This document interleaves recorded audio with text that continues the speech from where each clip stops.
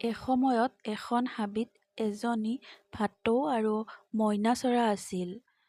দুয়ো এদিন এজোপা গছৰ তলত নিজৰ আহাৰ বুটলি আছিল।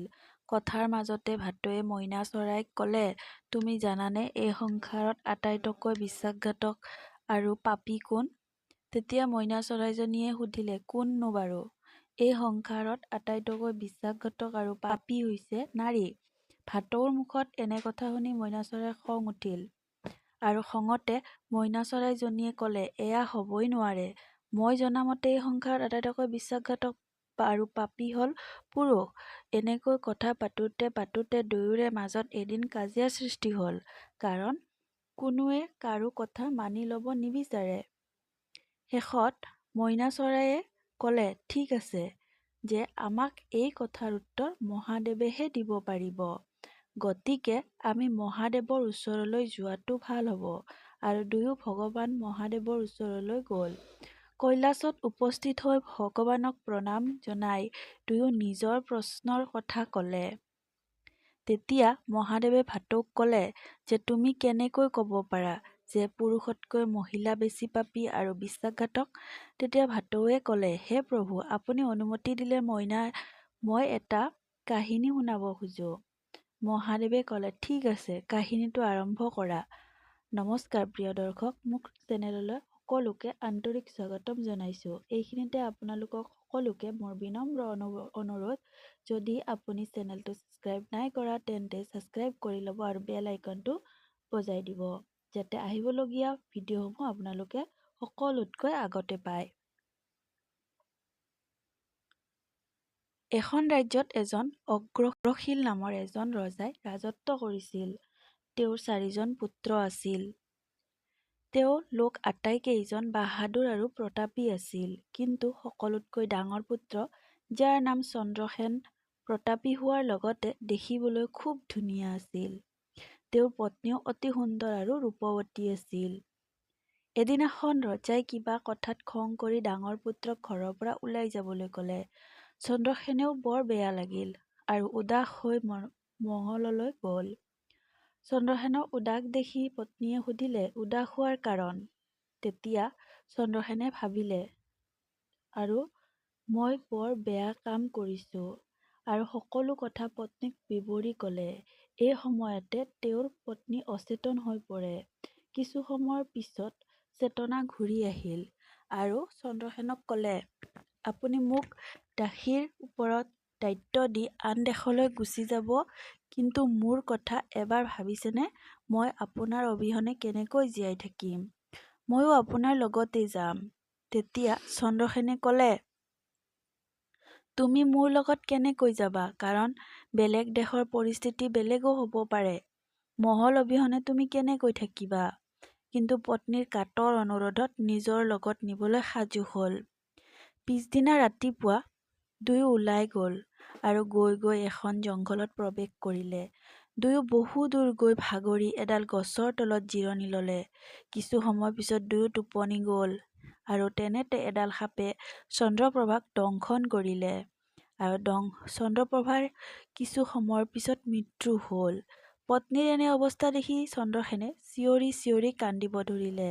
তেনেতে তাত এজন চন্দ্ৰদূত উপস্থিত হৈ ক'লে, তুমি কিয় কান্দি আছা? তোমাৰ কি দুখ? তেতিয়া চন্দ্ৰসেনে ক'লে, মোৰ এতিয়া সিমান শক্তি নাই যে মই আপোনাক মোৰ দুখৰ কথা ক'ব পাৰিম। মই এয়াই বিচাৰিছোঁ, এই মাটিত দুফাল হওক আৰু মই তাত সোমাই মিলি যাওঁ। তেতিয়া তেওঁ ক'লে, মোক কথাখিনি কোৱাচোন, কিজানিবা সহায় কৰিব পাৰোঁৱে।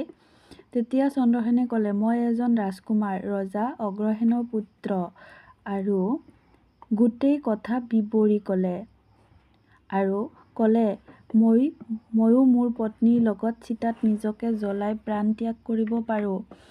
তেতিয়া তেওঁ ক'লে, তুমি মহামূৰ্খ, এই পৃথিৱীৰ পৰা সকলো এদিন যাবই লাগিব, কিন্তু অকালতে তুমি নিজৰ শৰীৰটো কিয় জ্বলাব বিচাৰিছা? তেতিয়া ৰাজকুমাৰে ক'লে, মই মোৰ পত্নীৰ অবিহনে জীয়াই থাকিব নোৱাৰোঁ। পত্নীৰ প্ৰতি এনে প্ৰেম দেখি ৰাজদূতজনে ক'লে, তুমি তোমাৰ পত্নীক জীয়াই তুলিবলৈ এটা উপায় আছে। তেতিয়া চন্দ্ৰসেনে ক'লে, মই পত্নীক জীয়াই তুলিবলৈ যিকোনো কৰিব সাজু আছোঁ।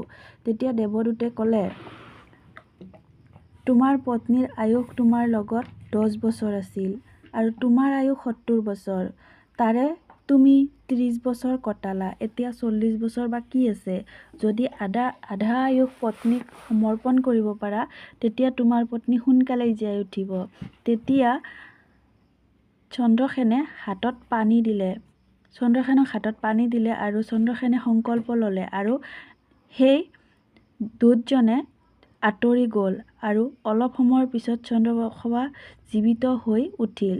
তাৰপিছত তেওঁলোক তাৰ পৰা আকৌ যাত্ৰা আৰম্ভ কৰিলে আৰু অলপ দূৰ গৈ এটা জুপুৰি দেখি তাত সোমাই গ'ল আৰু তাত এজন সাধু বাবা আছিল। চন্দ্ৰপ্ৰভাই বাগৰি তেওঁৰ ওচৰত বহিলে আৰু চন্দ্ৰসেনে পানী পিয়া লগাত তাত থকা কুঁৱা এটাত পানী আনিবলৈ গ'ল। এইপিনে চন্দ্ৰপ্ৰভা সাধু বাবাৰ সৌন্দৰ্যতা দেখি মোহিত হ'ল। তেতিয়া সাধু বাবাজনে ক'লে, ইয়াত তুমি অকলে থাকিব পাৰিবা, গতিকে তুমি তোমাৰ পতিক কোৱা ইয়াৰ পৰা যাবলৈ।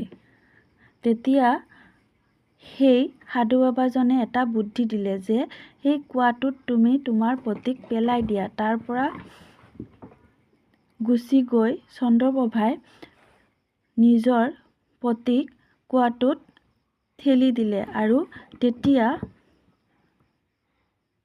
চন্দ্ৰসেনে ভাগ্যক্ৰমে এডাল ৰছীত ওলমি থকা অৱস্থাত এজন খৰিকটীয়াই দেখা পালে আৰু সেই খৰিকটীয়াজনে উদ্ধাৰ কৰিলে আৰু তেওঁলোকৰ লগতে থাকিবলৈ ল'লে। এদিন গৈ এখন ৰাজ্যত উপস্থিত হ'ল চন্দ্ৰসেনে।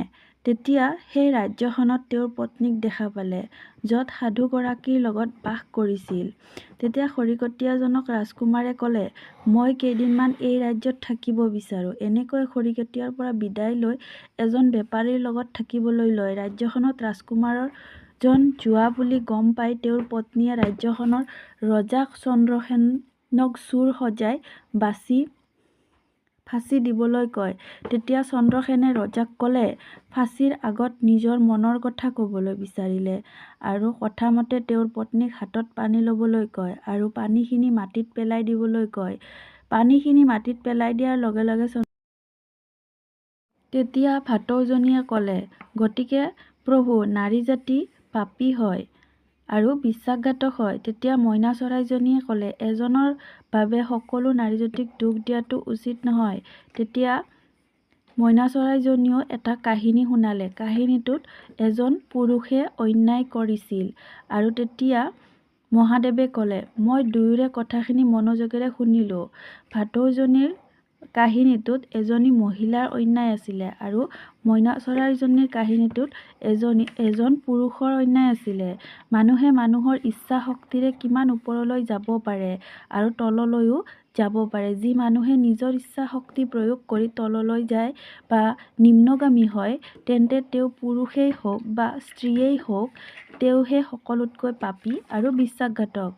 সেয়েহে যিকোনো এটা কাম কৰাৰ আগতে ভাবি চাব লাগে, কোনটো শুদ্ধ আৰু কোনটো ভুল। পাপী আৰু বিশ্বাসঘাতকৰ কোনো জাতি নাথাকে, সেয়া মানুহৰ চিন্তাৰ হে ফল। বাস্তৱত মানুহৰ চিন্তাৰ পৰা তললৈ নামি যায় তেওঁৱেই পাপী। পাপী আৰু বিশ্বাসঘাতক ভাটৌ আৰু মইনা চৰাই মহাদেৱৰ পৰা ন্যায় পাই প্ৰণাম জনাই পুনৰ মৃত্যু লোকলৈ উৰা মাৰে। ধন্যবাদ।